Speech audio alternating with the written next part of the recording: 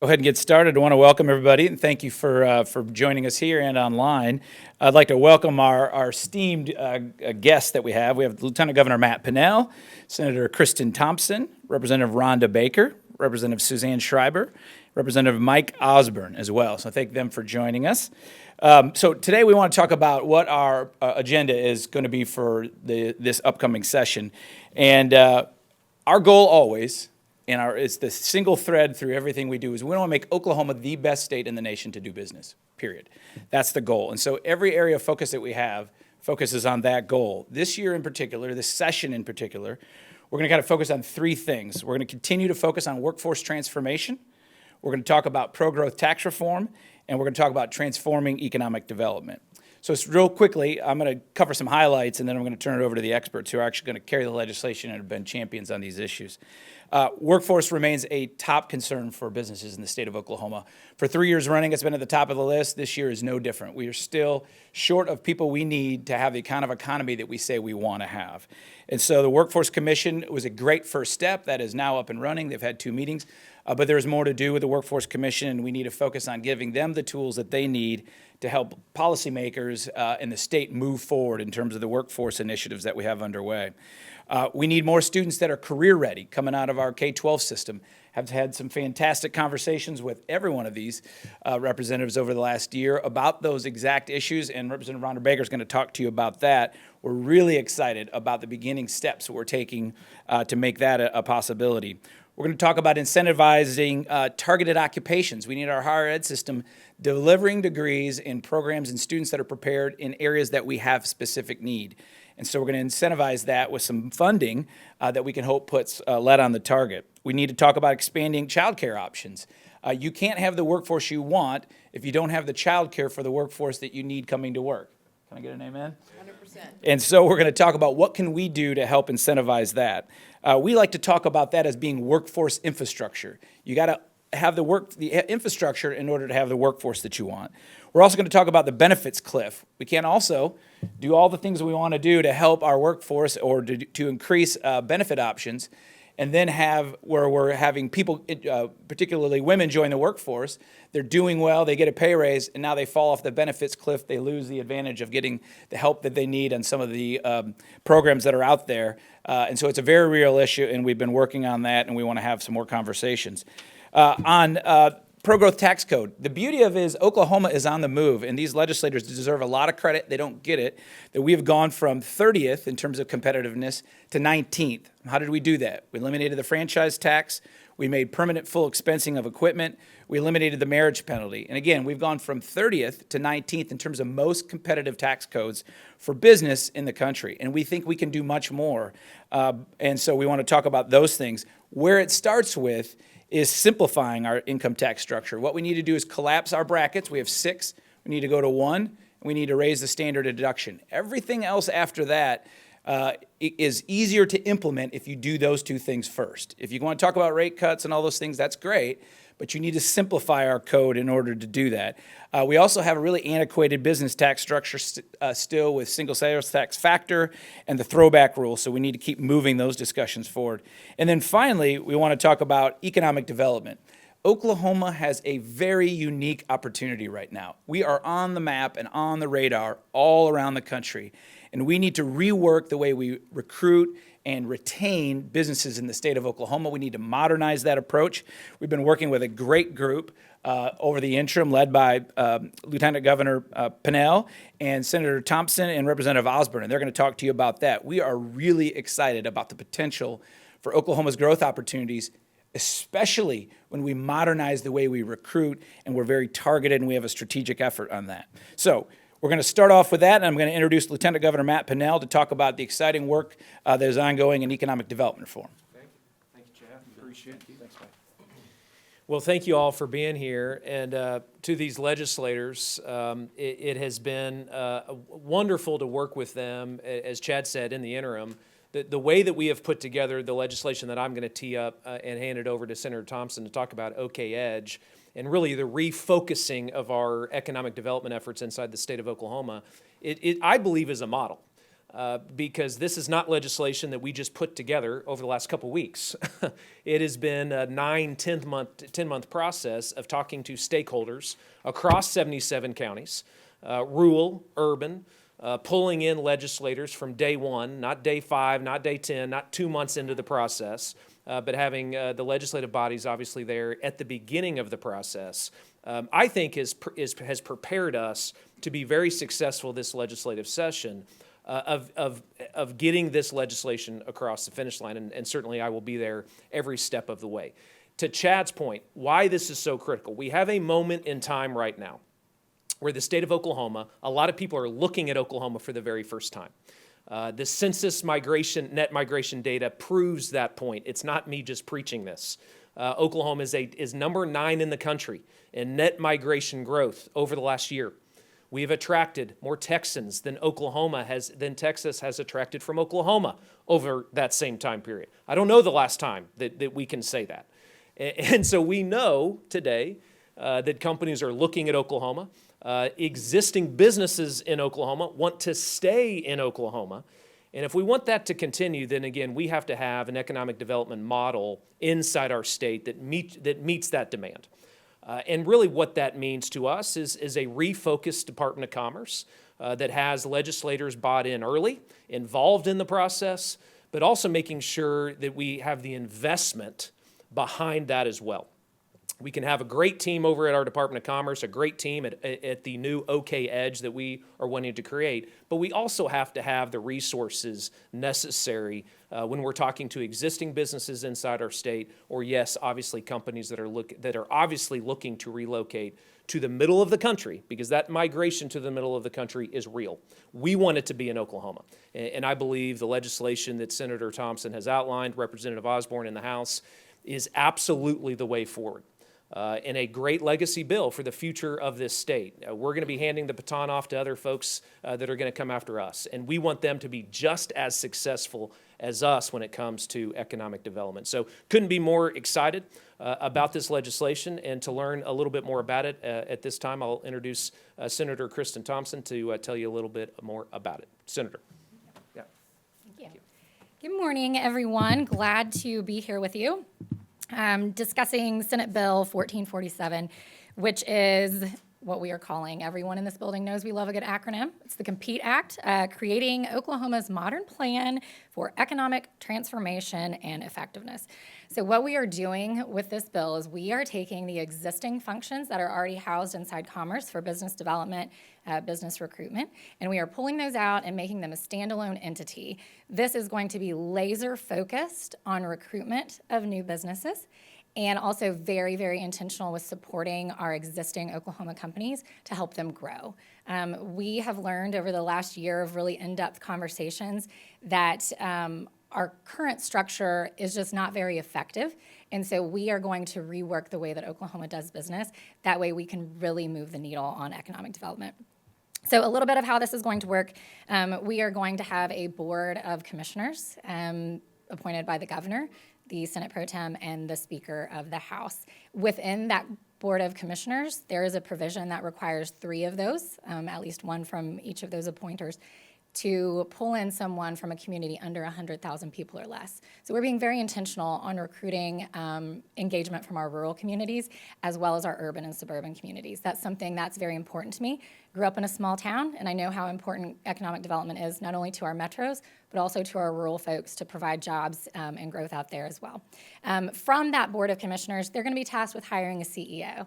And this role is so incredibly important because this person has to have experience in economic development and growing businesses, recruiting businesses, marketing for business. And so getting the right person in this position is absolutely one of the most critical things to lead this initiative forward. After that, we're going to have an advisory council, some ex officio members. We're going to have an opportunity to really engage statewide all sorts of stakeholders. So we have been, over the last year, engaging everyone. We're going to continue to do that with this entity.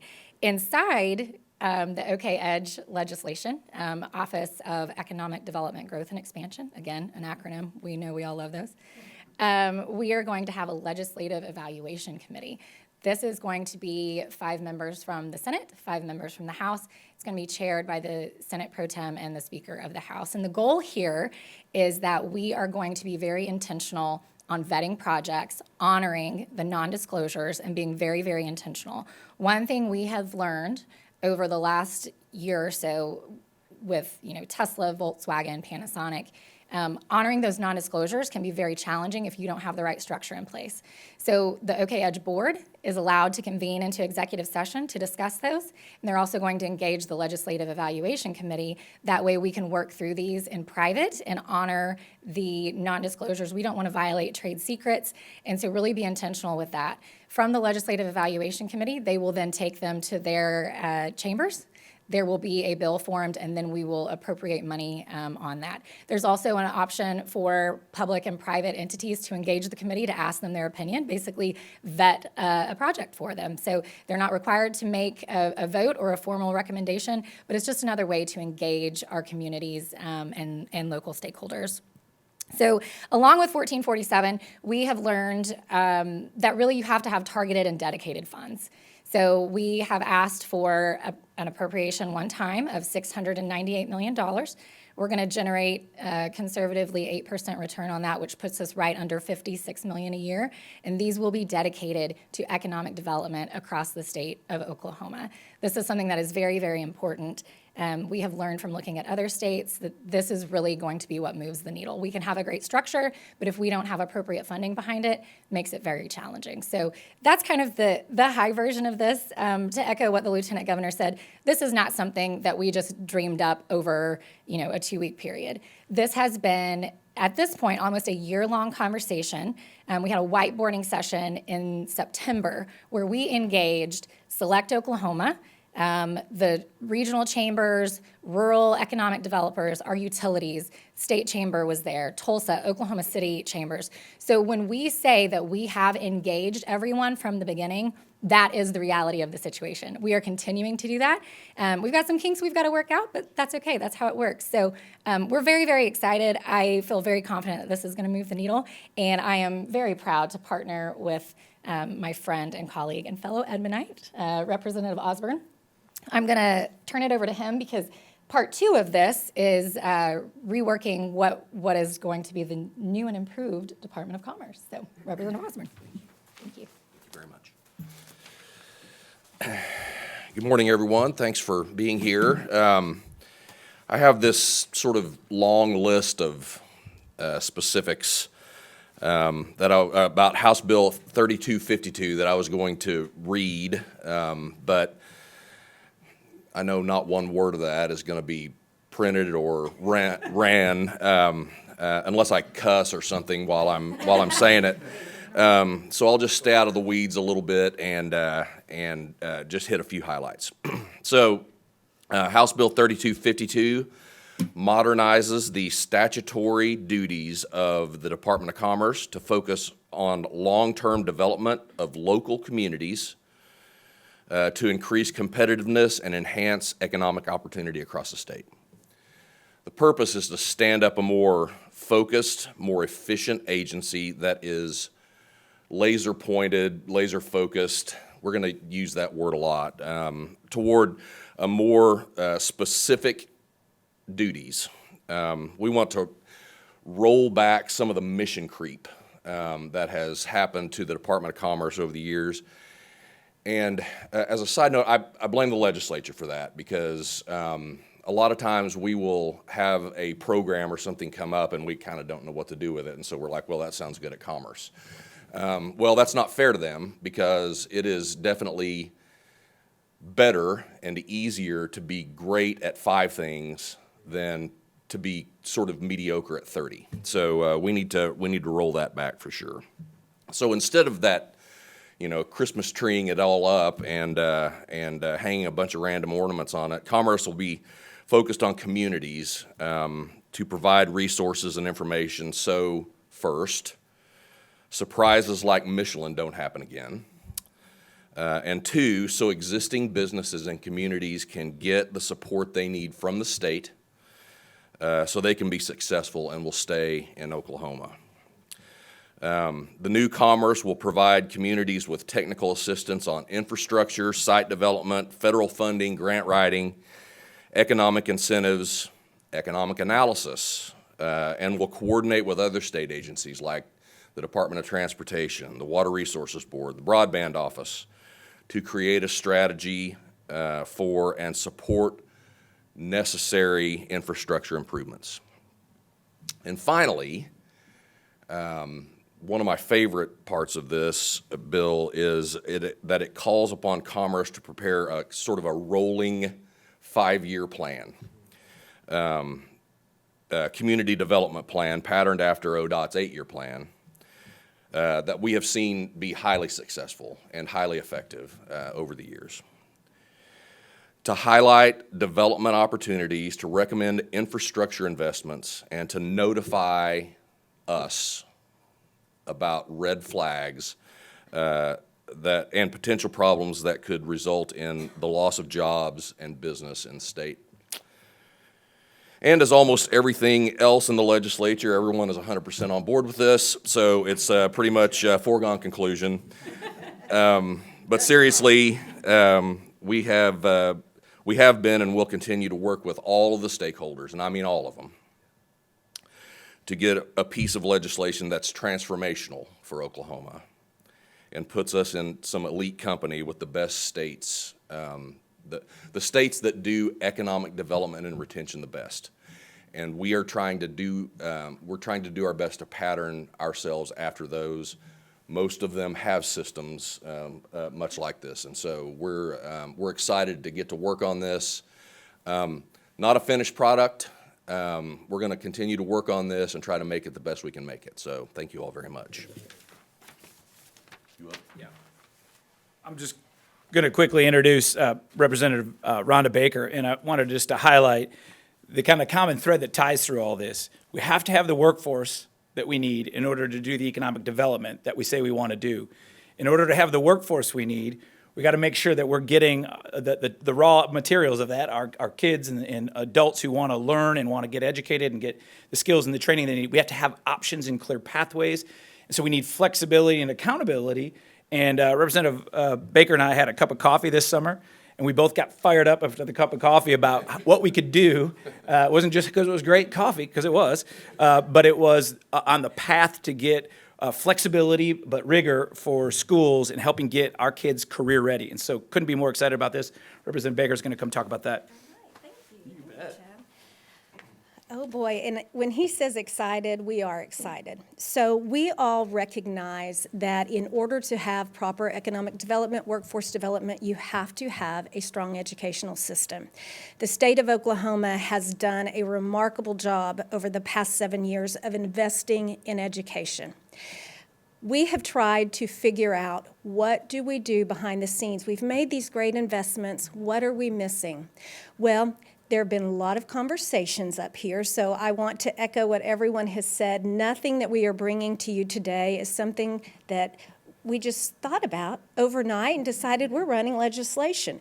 It has involved a lot of conversations over a great period of time. So with House Bill 3278, the plan is that we have got to change the graduation requirements and call it a pathway. What are students doing today that is different than what students did when I was in school? So we all know students learn differently. We know that there are different challenges for them. We know that the careers that were a big deal and were great opportunities when I was growing up are often obsolete now for these students. So we have to change the way that we are making school for these students. We've got to make it relevant to what they plan to do in their lifetime. So we've invested some time and effort on implementing the ICAP in schools, and that's the Individualized Career Assessment Plan. And so students now are taking this, and schools are trying to implement this career plan, but what are we doing to really make that career choice relevant to them. And so we've had to go back and look at these graduation requirements. So this interim, we did an interim study on updating those graduation requirements, and it was a really exciting time. And if you want to see somebody that gets truly excited, watch Chad Warmington in the presentations, and I mean, he was just up there championing, and everybody in the room was starting to get excited. And what made it wonderful was we had the chamber working together with K-12, career tech, and higher ed.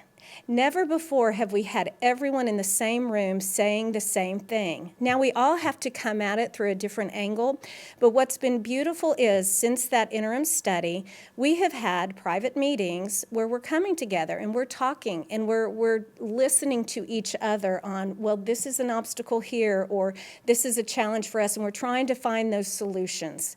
We are almost there, but what I can tell you is that I have never before seen such an agreement and such optimism over what we potentially can do in the state with our students. So, again, just to kind of reiterate what we're doing, a student now has a choice to be career ready, they could be higher ed ready, or they could be military ready. We've got to make sure whatever pathway that child decides that they want to do, that their coursework has prepared them for that. We've got to have relevancy, and I can't overstate that word enough, but there's got to be relevancy to what they're doing. As a teacher, that was the one thing that I used to get all the time. I'm an English teacher. Okay, speaking and writing is valuable. Reading is valuable. I would have students all the time, now, why do we have to do this? And, I'd have to tell them. But we've got to make it relevant to them. They have to understand the relevance. If they don't understand that, they're lost. They're going to be daydreaming. They're going to be trying to get on their phone. They're doing everything but studying. But once it becomes relevant and they understand the importance of it, they will thrive. And that's what makes this truly an exciting time, because I think we're going to actually meet the kids where they're at, prepare them for whatever pathway, but, and this is something that I can't stress enough as well, the legislature is going to expect, we're going to have more rigor with this. We still are competing with other states. We still have to make sure that we're raising the bar and we're having high expectations for our students. And once you raise that bar, they will meet you. So we're looking at this being implemented in the 27-28 school year. And so in the meantime, we'll continue to have work behind the scenes. We're listening to everyone, but it is an exciting time when we think about what we can put together for these young men and women and how we can have them workforce ready. So with that, I will turn it over to you. Thank you. Yeah, really exciting. And what's also so exciting about that is those partnerships with K-12 and higher ed and career tech. It's been really fun for us to be a part of those conversations and help pull them together. And once everybody kind of got comfortable with each other, man, the things that we can do are going to be fantastic. Last but certainly not least, we can't have the workforce we want if we don't have the workforce infrastructure we need in place to support that workforce. And that is never more clear than on childcare and access to good childcare in Oklahoma.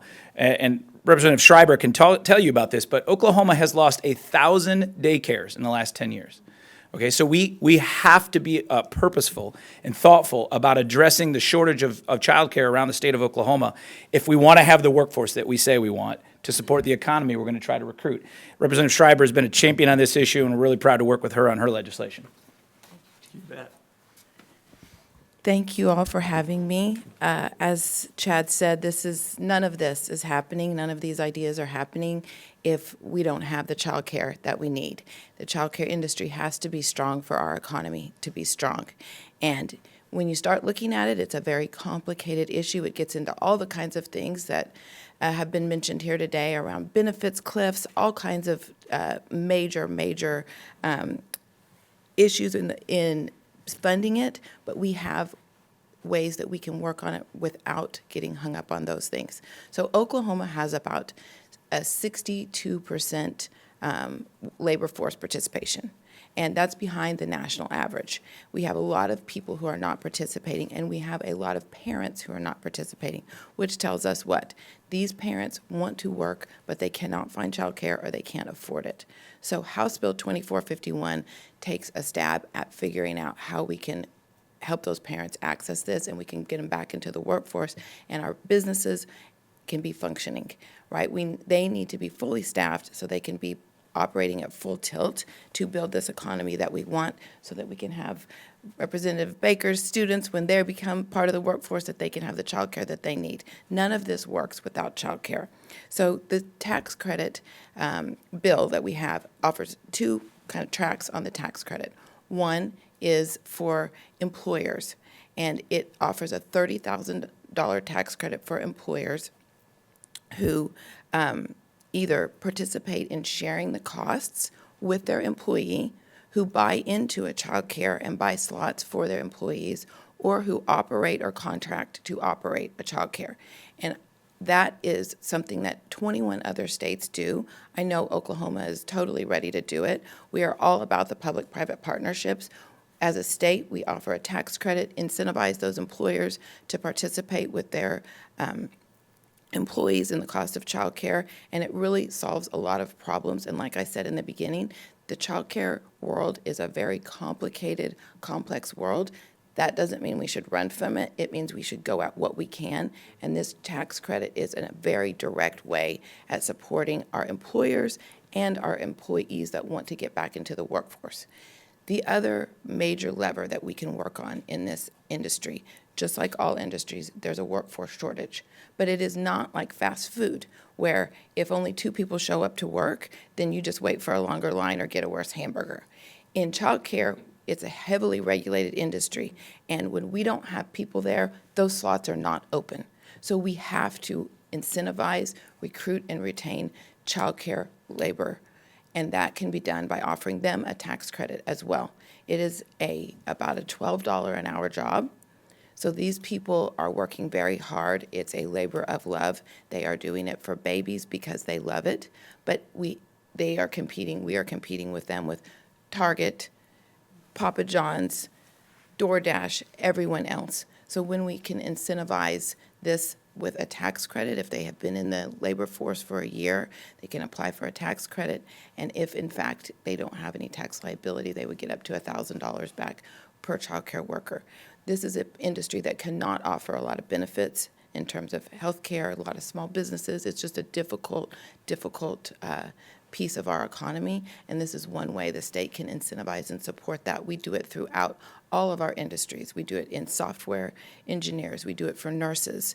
And with this industry that's supporting everyone else, I think this is a way that we can actually get these fully staffed, create the slots we need, and then allow our parents to go back to work. And the great news about this is not only does it grow our economy, it supports our Oklahoma families, which is what we want to do so that they can thrive and that we can be a competitive, great place to live. So I am so happy to close out this conference this press conference, because like I say, I'm sure Chad will finish, but none of this happens if we don't focus and strengthen our childcare industry. We have to do that. It is as Chad said, the bassinet that supports all of this work. So thank you for having me. I only wish Representative Schreiber was more passionate about her issue. I mean, if we could just work on that part. So we're really excited about this agenda. The great thing is Emily Crouch, our Senior Vice President of Government Affairs, has assured all of us that this will get done in 2-3 weeks of session.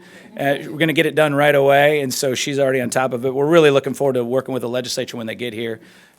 Kidding on that part, but to address these issues. So happy to answer questions, but again, we will keep you updated on these important pieces of legislation throughout the session because we know they are going to be game-changing for Oklahoma. So happy to answer questions if there's any. Senator Thompson, maybe we could start with your proposal on changing commerce. You said, the current system is not working. What's not working? Give us some specific examples of what you have seen that you think is a problem. So like Representative Osburn alluded to, We have under-resourced and under-equipped commerce for I don't know even how long. I've only been here 14 months at this point, and so having conversations with employees of commerce, having conversations with our business community, there's some communication breakdown. There's just so much that these people have to do that they can't be efficient. And so we really have asked them to do things that they shouldn't really have to do. Perfect example, I was shocked to learn that our business development division had to shut down to administer the census. So essentially, Oklahoma was not really conducting any business recruitment for, I think about 6 to 8 weeks because we were administering the census. And so what we're really trying to do here is give the Department of Commerce and OK Edge very, very clear terms on what they are going to be tasked with. And so if it doesn't fall inside those parameters, they're not responsible for it. And I actually think that's a very appropriate way to do business. Let me add one more thing, because historically, I think it's important here too. And again, it's a product of Oklahoma, a lot more eyes looking at Oklahoma, a lot more deal flow. You know, we're in a completely different world today when it comes to economic development in Oklahoma. Historically, we have very good statutory incentives, Quality Jobs Act, a number of other incentives that we have. A lot of those smaller deals, not mega projects, could be done by the Department of Commerce historically without coming to this building. We are operating today, particularly over the last over the last 5 years for sure, with a number of mega projects that, yes, get a lot of the above the fold headlines, where we have to have the legislative's help when it comes to discretionary incentive packages. So one of the pieces of this legislation that both on the Senate side and the House side that we are really big on, again, is pulling in House and Senate when it comes to vetting these projects above a certain threshold. To be able to have that, to Senator Thompson's point of communication, it is key. We can't discount that or overlook that. We have to start there because these mega projects are very complicated. And a lot of times we're dealing with international communities. A lot of these aren't just companies inside the United States. So to your point of, that's something that will work better with this legislation when it comes to those vetting committees that we have, because we have to have the state legislature working with our economic development ecosystem in Oklahoma if we want to close some of these larger deals that are looking at Oklahoma today. Well, I know there's a lot of things to talk about, but just to follow up on that, I mean, you haven't said it, and so I don't want to put words in your mouth. Sure. But one of the things I think people have thought is all the secrecy around these projects, right? And, you know, you could be a room of people and half the people know, you know, everybody knows it's worst kept secret what this company is and what the plan kind of is. And then it falls on us in the media to try, you know, what do we reveal, right? Mm-hmm. Are you trying to add a process where people feel like they have more information and are not kind of having these secret, again, I'm not wanting to put words in your mouth, but Sure. Is that a concern? So our goal, we actually had met with some site selectors, our Senate Select Committee back in the fall. And what I have learned from some debriefs with these site selectors is that sometimes companies are hesitant to engage in Oklahoma because they are concerned, like I alluded to earlier, that their trade secret specific information is going to be violated. This is a world where things are sensitive, information is sensitive. And so we have got to put together a structure where it is honestly safe to do business with Oklahoma. And so we want to be able to fully vet these processes, especially when they're asking for taxpayer dollars. We have to make sure that these are legitimate options and that it's a wise investment for the state. But we also have to conduct ourselves in a way that's professional. We're competing on a national and international stage, and the way that we do business, the way that we actually interact with clients is very, very important. And so we are trying to level up, honestly, with OK Edge, how the expectations of how Oklahoma does business is going to just greatly increase and really set a much higher standard for how we operate. That way businesses know that this is a legitimate place to come and do business. My buddies at Oklahoma Business Network texted me for Representative Schreiber. How big of a problem is the child care shortage in rural areas, and How could this help rural areas specifically? So we have about 3 kids for every slot that we have in the state, and this is something that is true throughout the entire state, right? There's pockets in our cities, definitely in rural Oklahoma, this is an issue. And through the pandemic, the legislature supported the child care industry the best that it could with ARPA dollars. But a lot of those are going to be going away. And so figuring out how we can continue that support, try some new innovative things that are maybe outside of the child care subsidy model, things like that, like this employer tax credit, like incentivizing the workforce, that are a more business-minded economic development piece than just thinking about it through the subsidies, is a way that we can really drive this, and it should impact every single community. This is definitely not something that is, these credits would benefit the rural or the urban areas more. It's something that'll benefit across the state. But it is acute everywhere. And every place has businesses, every place has employers. So they need it to function everywhere. And last year I worked on some small family home child cares, which are more prevalent, and this supports them as well. But we're continuing to focus on this. There's a lot more we can do, as you kind of heard from my intro. It's a big, big, big ball of wax, but it's urgent, and our kids don't have, and families don't have time to wait. We have to do it right now, and I'm confident that this is like low-hanging fruit for our workforce. It truly is. Getting some of these people access to childcare, getting them back in the workforce, getting the employers the workforce that they need. This is low-hanging fruit. We can get this done fast.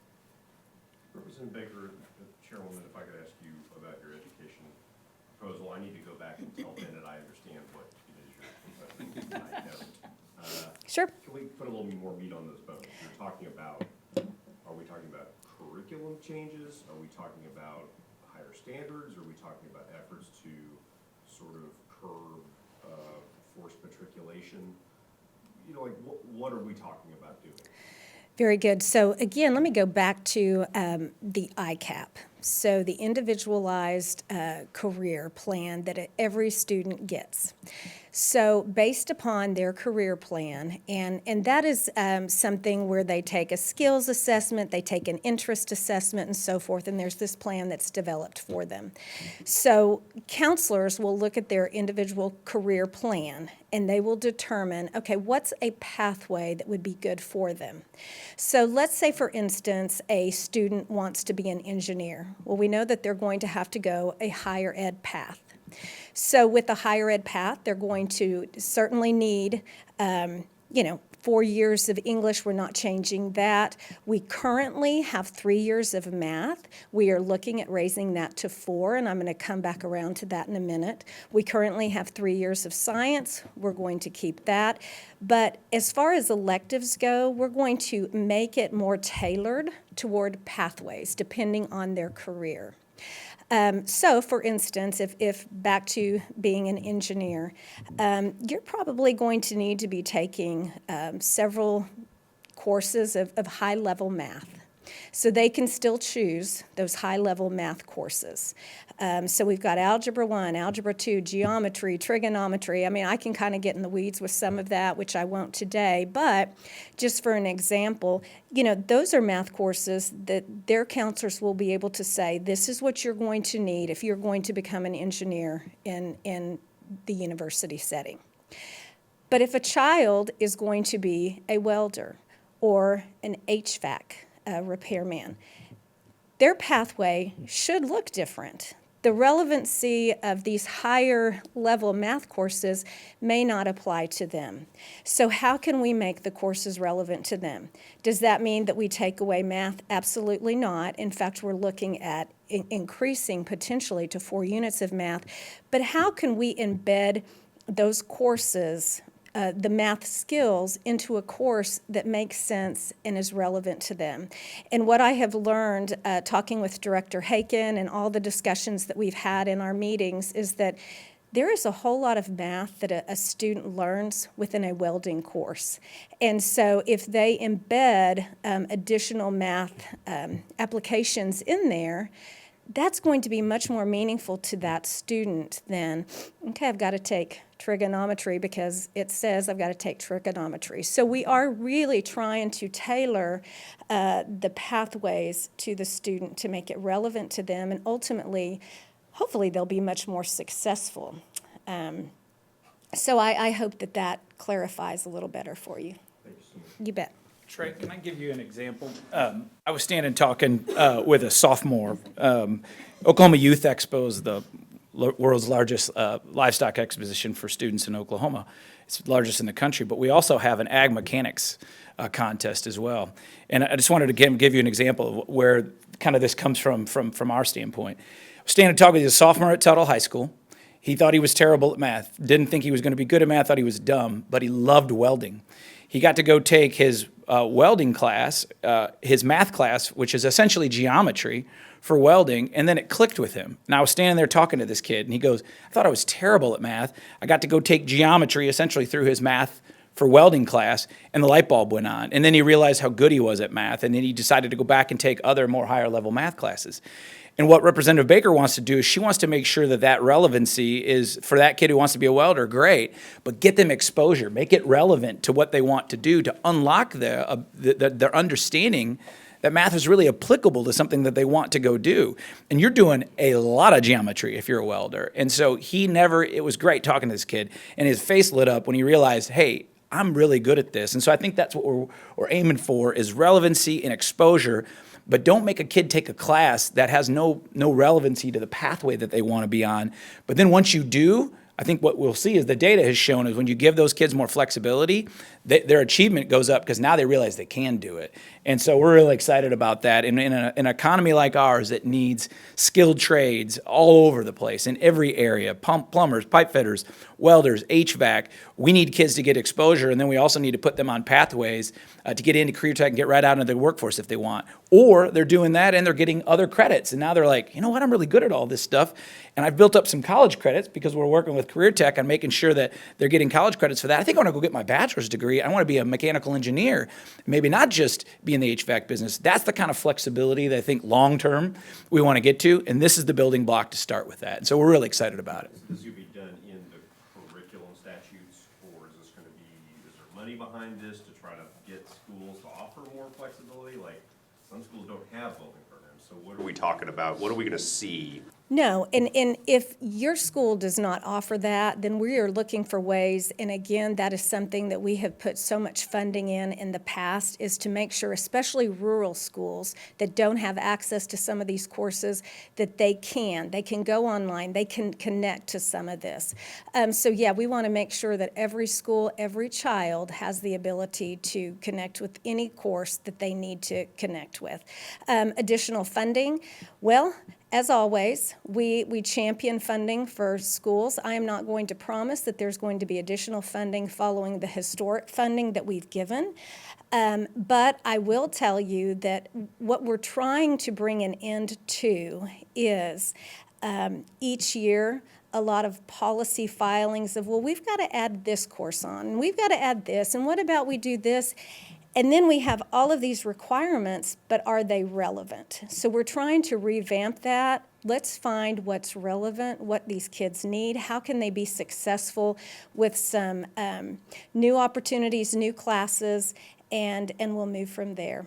You might also mention the conversations with Brett Haken about how career tech could step up and help fill some of that. Yeah, and that is important to note. There has been a waiting list in the past with career tech students trying to get in there. Since Director Haken has taken over, he has actually opened up more courses, more seats for students, so that waiting list has definitely shortened. And that is the goal that we've had through conversations with him, is he's going to continue to really move that needle so that there is no more waiting list. And here's the other thing that was something important. In the past, if a student was an athlete, oftentimes athletes could not, based upon the way that the schedule was set, they couldn't go to the career tech to access this. A lot of athletes love hands-on courses. Many of them, that's what they do, is they want to go and be in the military or they want to be career ready. And so we haven't been able to actually help those students at all. And so we're trying to break down those barriers to those students so that, you know, again, we have access to the courses that they need for the success of their future. You bet. Last year, Senate Bill 621 was important legislation as far as workforce development by establishing the Oklahoma Workforce Commission. Would you say OK Edge continues that workforce development momentum? And in what ways will OK Edge coordinate with the Workforce Commission? Yeah, that's a great question. So I have this conversation a lot, and one thing that I think it's really important that people note is that workforce and economic development are very different. Economic development relies on the workforce. Okay, if we don't have the workforce, we can't grow our economy. With that said, there are provisions inside Senate Bill 1447 that actually require them to collaborate with the Workforce Commission, higher ed. There's all sorts of actually statutory requirements to encourage collaboration, because I have learned that sometimes we don't like to collaborate, and so we're saying, hey, you have to. So yes, it's in there. Representative Osburn, got a question as well. How does OK Edge work with the revamp of Department of Commerce? Well, that's a really good question. Our vision here on all of this is to have a system in place that makes Oklahoma the most competitive that it can possibly be. And as I mentioned earlier, one of the problems of the current Department of Commerce, and this is nothing against anybody who is there or has been there, a lot of things have been added to the Department of Commerce that you know, make it just a landing place for programs. And what we want to do is take this program and just make it the most efficient way possible, or most efficient that it can possibly be. The OK Edge and the Department of Commerce are designed to work hand in hand to make sure that Oklahoma recruits the businesses and the companies that should be here, but then also continues to retain and provide the services necessary for each of the businesses that are still here and want to remain here, and can remain here if they get the services that they need. So it's designed to dovetail and to work closely together. Can I add something to that? You bet. So like Representative Osborn said, they are meant to collaborate. They will work hand in hand. When we embarked on this journey, we looked at other states to see what works well, what doesn't work well. And one thing that I found personally very fascinating is in Georgia, they have the Georgia Allies, and it's some commerce functions, they're utility partners. I can't remember the exact specifics, but they're logistically, physically located all in the same building. And so in Senate Bill 1447, OK Edge and the Department of Commerce are to be housed in the same physical location to help encourage collaboration. We have learned from Georgia that their model, being in the same building, really does increase collaboration. And so that is something that we addressed, really from looking at other states that are doing it well. And I'm sorry, I have read your bill, I swear. Sure. But OK Edge, Yes. The acronym? public body, private body? Fully public. Fully public. So we have one government agency now that would be turned into two government agencies. But they're still housed in the same location. Yes, they're just going to operate independently from each other because their functions are, although in the same space, they are very, very different. Does that make sense? Okay. I've got about 4 or 5 questions about taxes. I guess Chad would be one to answer. And basically, the upcoming special session, our thoughts on that. Well, again, I think where our emphasis is on reform, we'll leave the tax cutting decision to the legislators to figure out. But just to emphasize, unless you collapse the brackets and make it one flat bracket and you expand the standard deduction, it's not equitable when you make a tax cut. So for us, and again, this is, I want to reference everybody who cares anything about tax policy.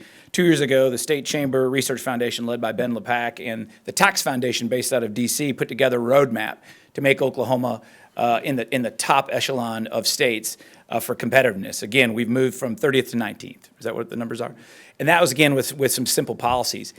It's not as sexy to talk about standard deduction raising and bracket collapsing, but what it does do is when you do have tax cuts, it makes them more efficient, more effective to deliver, and it makes our tax code more simple to deal with.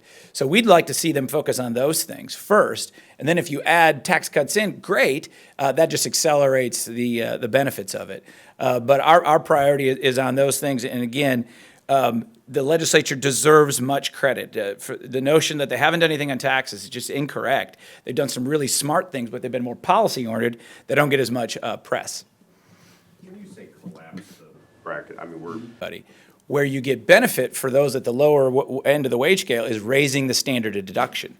So that helps the folks that are on the lower end of the pay scale or on the wage scale raise the standard of deduction. And now they get relief, but when you do a tax cut, everybody gets it across the board. We don't need 6 brackets. There are minor differences between the two. So why not just have one, but then raising the standard deduction really helps. And then when you do a tax cut, it applies equally to all wage earners. But you've done the part about making sure that the folks on the lower end of the wage, of the earning scale, raising that standard deduction is what they really depend on, and that's how you get the simplification across the tax code. How much interaction with educators across the state went into developing your education legislation, and what was some key feedback you received regarding changing graduation requirements? Yeah, so I can tell you that when you talk to students, and I was a teacher, so I understand when students complain that, I'm not going to do this in my lifetime. Why do I need this? There truly is this. So teachers have talked about it. Superintendents are talking about, we need flexibility. We can prepare our students better if we have got pathways that these students can go in. So truly, a lot of superintendents have talked about this. I've spoken at several education forums, and this has been just in my tenure in the House where this has been something that they brought to my attention. We've got to update this. The way students are learning is so vastly different today than, again, as I said in my introduction, than how I learned. And so we've got to move the needle. We've got to make sure that we are staying on pace and on track with their needs. And so, yes, to go back to your original conversation, how many people are asking about this or talking about it? We have talked about it quite a bit. thank you very much. You good? You guys good? I think we're over time already, and I know these guys have schedules to keep, so. We're not that important.